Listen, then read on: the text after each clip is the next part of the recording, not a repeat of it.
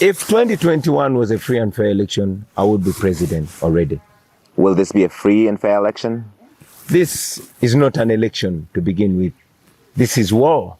Before he's even inside, we're hearing that sound like live shots. Tear gas in every direction. Tear gas in every direction.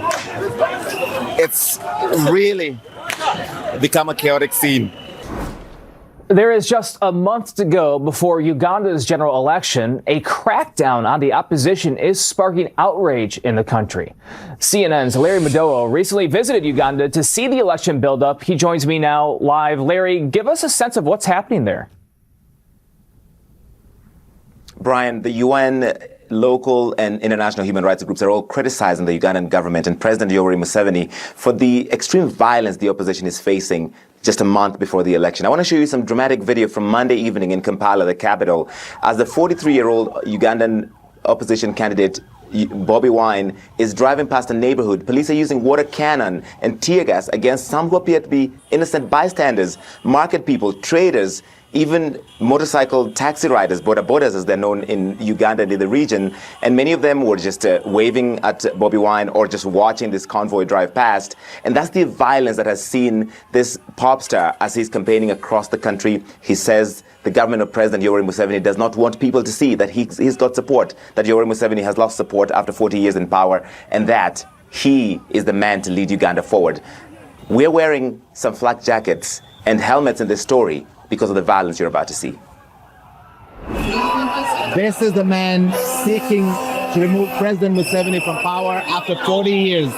He has incredible support among the young people. As Bobi Wine arrives, so goes the crowd. There is nothing like it.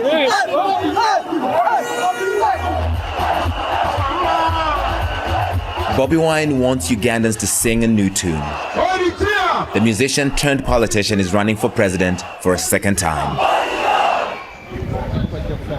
Nearly twice his age, President Yoweri Museveni is also running for a 7th term.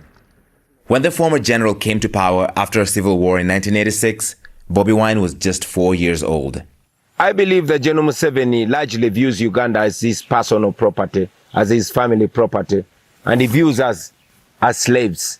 It is our time to change our future. Bobi Wine accuses security forces of using violence to stop him from campaigning. At the stop in northern Uganda, supporters formed a protective shield around the candidate as military officers whipped them.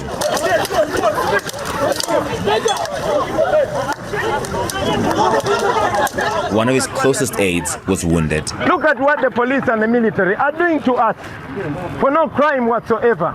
The Electoral Commission condemned the incident that is now under investigation.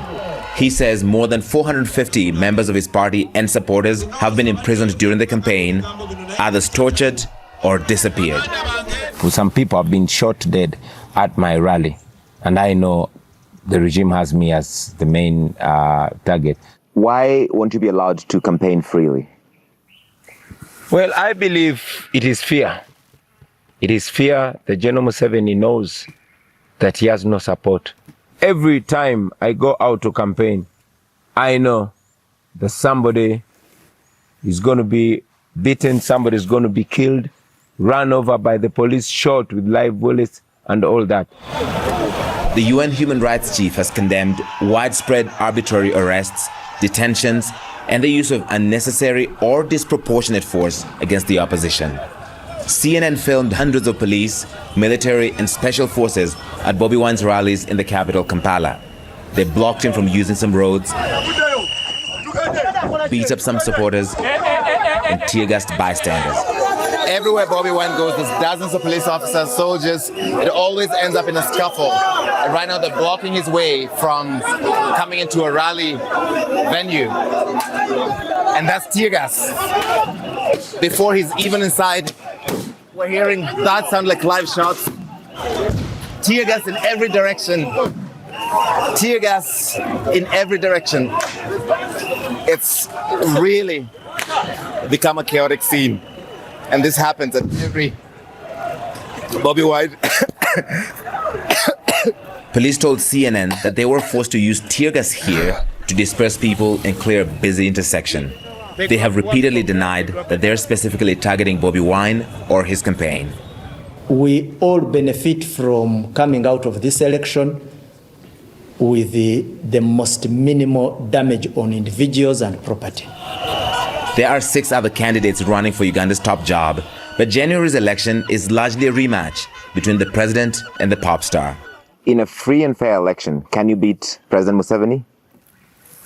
If 2021 was a free and fair election, I would be president already. Will this be a free and fair election? This is not an election to begin with. This is war.